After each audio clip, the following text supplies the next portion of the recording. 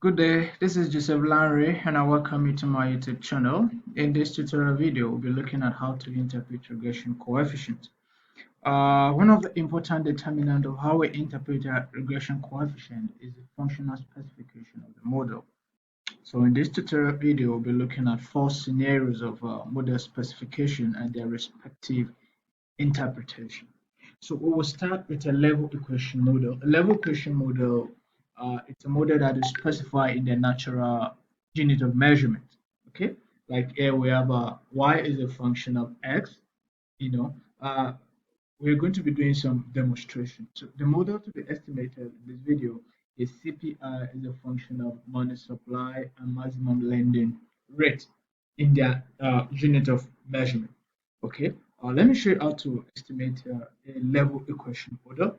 Now, I'm going to consider CPI as my dependent variable. Click on it, hold on the control button, click on M2, MLR, right click, open as equation.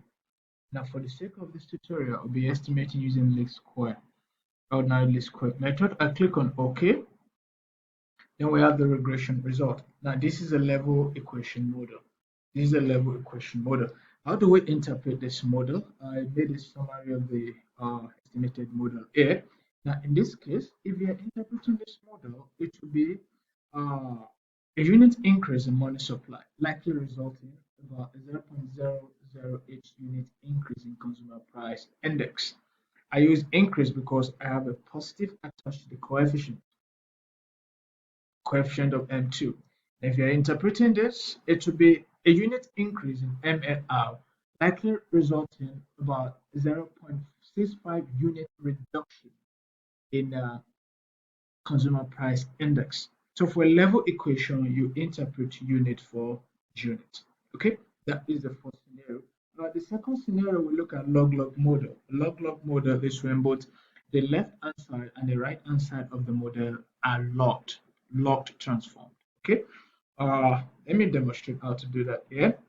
Here we are going to add log to each of the model log.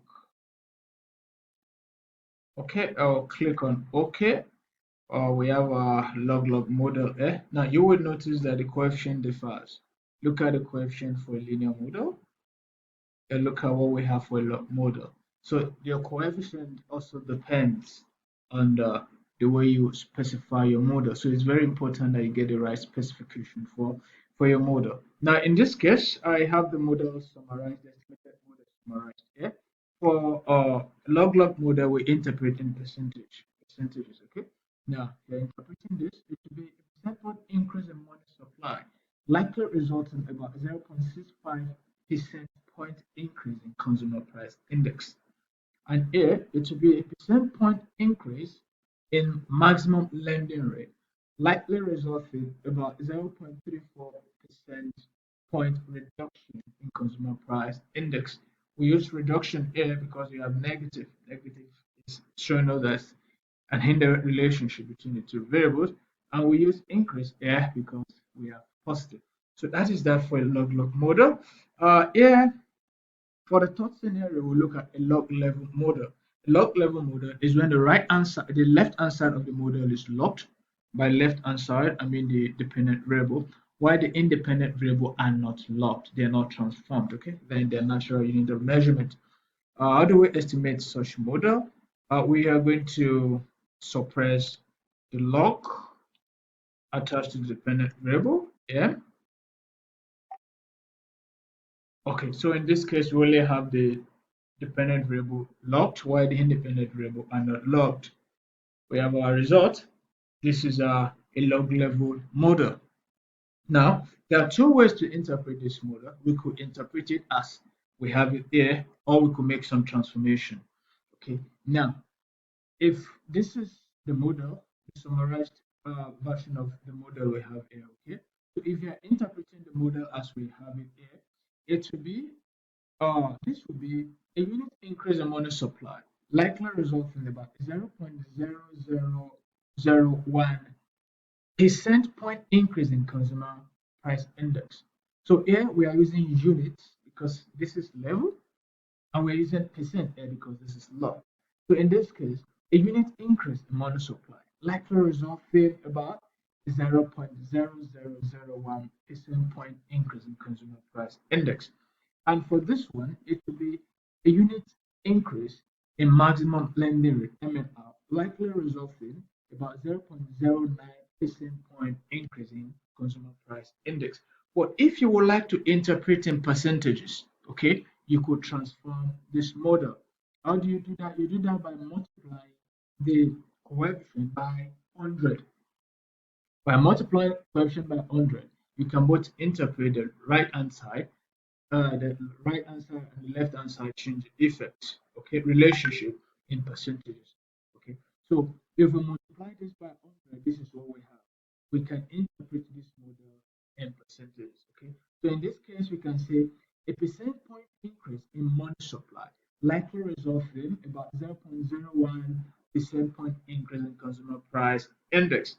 And here we can say percent point increase in MLR likely results in about 9 percent point reduction in consumer price index. Okay, because we multiply the coefficient by 100, we can come here and interpret as percentage change for percentage change. Okay, but if you are interpreting in the natural estimation result, okay, you are going to interpret as unit change, effect of unit change in the independent variable on as in on the percentage change in the dependent variable. I mean, it's going to be here a unit increase in money supply likely result in about 0.0001 percent point increase in consumer price index, and this one is going to be unit increase in maximum lending rate likely result in about 0.09% increase in consumer price index. Okay, I hope you take note of that.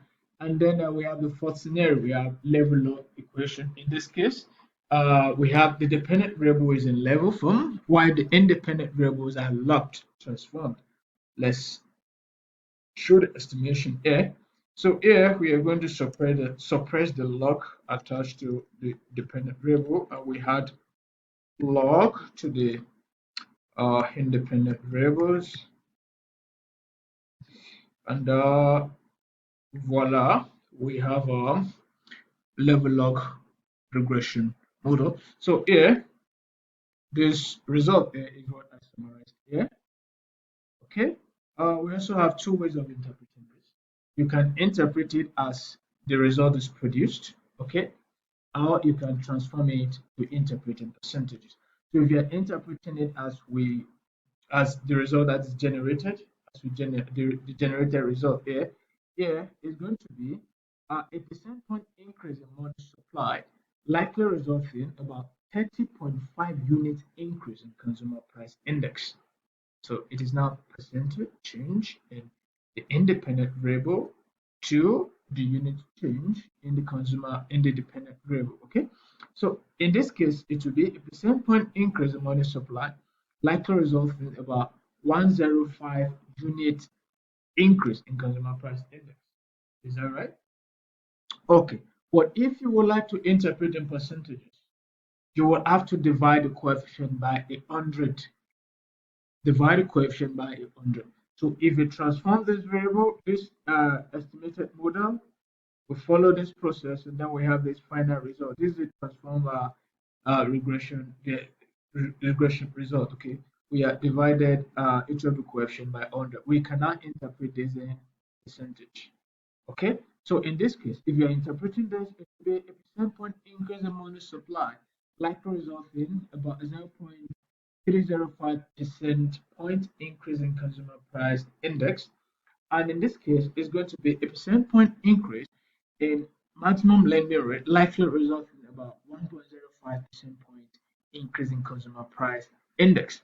So, one thing to take home here is that how you interpret your regression model depends on the functional specification of such model. So you have to pay attention so that you will not give a wrong interpretation to your regression model. And you should also know that each of these specification produces different results. So it is very important that you get the right specification for your model.